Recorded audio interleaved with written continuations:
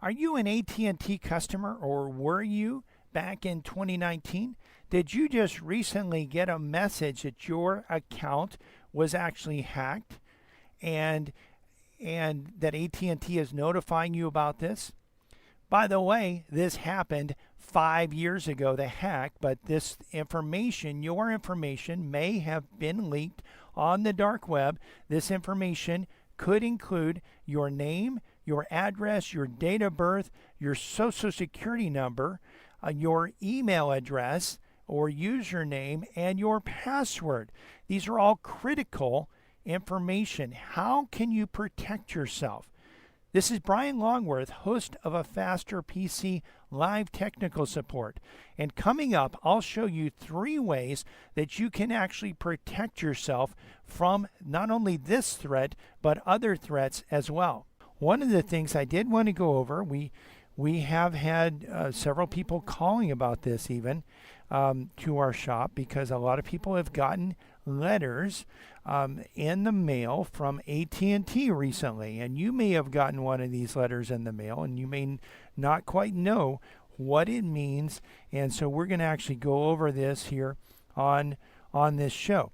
So we actually did receive, my mom actually did receive one of these letters addressed to her, and in big letters at the top it says notice of data breach, and this is dated April 25th. And what they say at AT&T, we take the security of your data very seriously. By the way, you'll find out later it's questionable how serious they take the security of your data. I will question that. But it says, we're writing to inform you that AT&T has determined that some of your personal information was compromised. To help protect your identity, we're offering you 1 year of complimentary credit monitoring, identity theft detection, and resolution services provided by Experience Identity Works. This service is free, by the way, only for a year. You must follow the enclosed instructions to enroll if you haven't already taken action on our previous communication. And then it says what happened on March 26, 2024. We determined that AT&T customers' information was included in a data set released on the dark web on March 17, 2024. What information was involved? The information varied by individual and account, but may have included your full name, email address, mailing address, phone number, social security number, date of birth, AT&T account number, and AT&T passcode. To the best of our knowledge, personal information or personal financial information and call history were not included. Based on our investigation, the date of the data set appears to be from June 2019 or earlier. And then it goes on, what is AT&T doing to help? We're offering you a complimentary credit monitoring, identity theft detection, and resolution service described above.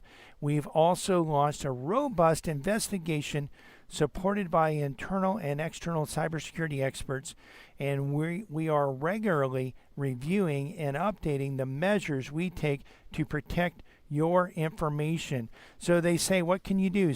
Stay vigilant.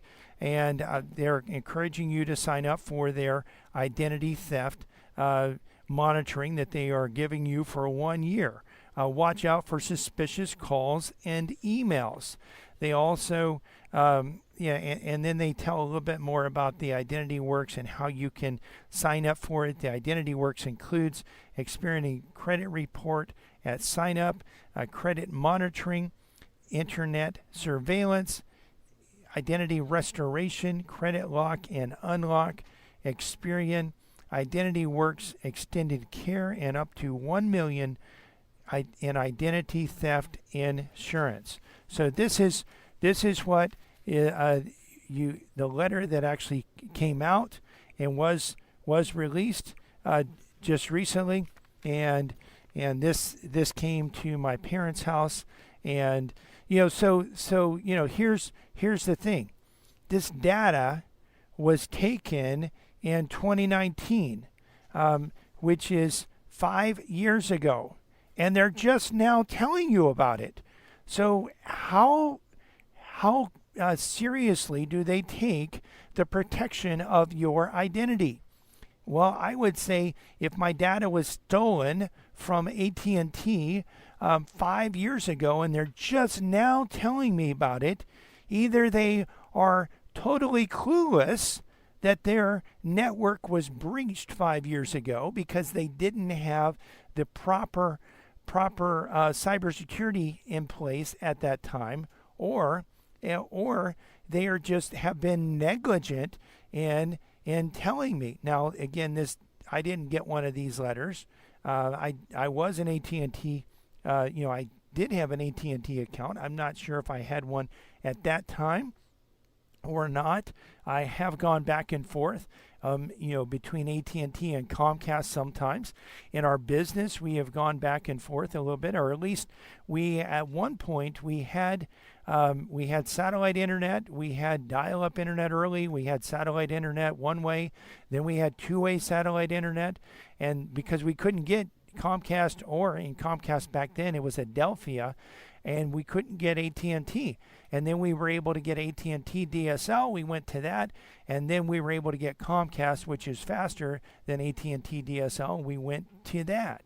And so at our store, we've been with Comcast, but at our house, we have gone back and forth between AT&T and Comcast a few times, depending on availability and price and speed, and also really if one company was failing to provide service and was not correcting that, we went over, so I don't really know if I was using AT&T at that time, but I did have an account.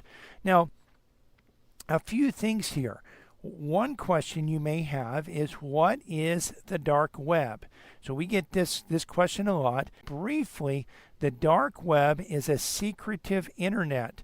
It was actually designed by the U.S. military. And it was designed so that they could post information that would be difficult for someone to track. And they could actually share this information in a way that, if, let's say, they had operatives in different parts of the world, they could actually access this. You can't access the dark web with a normal browser like let's say you're using Google Chrome or Firefox or Edge or Safari. You would not be able to access the dark web from those. But you have to use a special browser, and what you're doing is you're hopping from site to site to site to site to get to the site you actually want to get to. Because it's very difficult to track where you've been on the dark web, it does have some legitimate uses like U.S. military, but it also has very big illegitimate uses, including human trafficking, including illegal drugs, including porn and child porn. You can really buy anything, including people, on the dark web. We don't recommend that you do that type of stuff, but it is used out there. It's also used by hackers.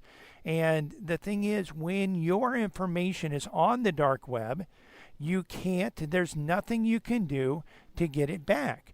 You can't take it off. It's not like you're going to be able to pay a hacker to take your information off of the dark web. It's there. So you need to be aware if your information is out there. Now, there's a few steps to take, by the way, on this. And the first step is really preventative. This is not something you can do about anything that's already on the dark web. But just going forward from here on out, do not give your Social Security number to anyone that doesn't need it. If you're applying for a bank account, well, that would be a reason to give your Social Security number. If you are applying for a loan or a credit card, well, you're going to need to use your Social Security number. But you know what?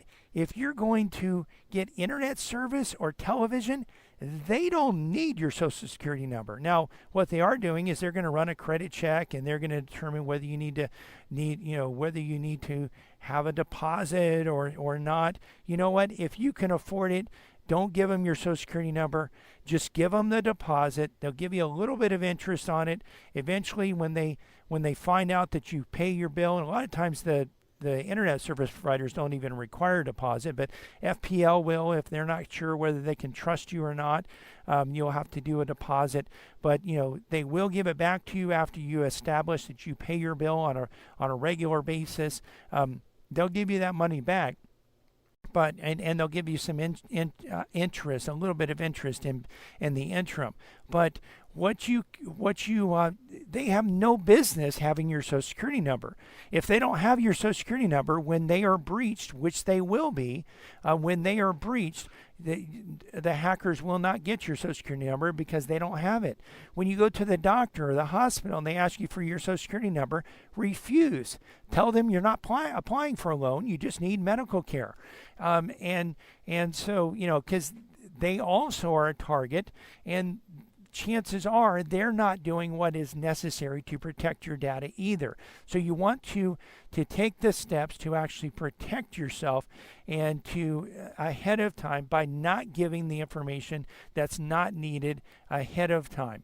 If you look at the information that was obtained, your name, your address, your date of birth, your Social Security number, all of this information, really, the only thing someone would be lacking would be your driver's license number, and that might be available through on the dark web as well. So you want to actually stop giving information that they don't need, because obviously, they don't always, they're not always doing everything that they can to protect you, so you have to protect yourself. Secondly, it's important, I would encourage you to have a dark web monitoring service. Now, there are various services, like LifeLock is one of them, and of course this Experian, and if you were breached, you could use this for 1 year. But you also can get information, like we have a password management system that has a Breach Watch add-on where it'll actually check all of your usernames and passwords, and it will let you know if those are on the dark web. Well, it's important to know that if they're on the dark web, it's important to know that as soon as possible so that you can actually get out there and you can actually remediate that. What does that mean? Well, you'd want to get out there, change the username and the password.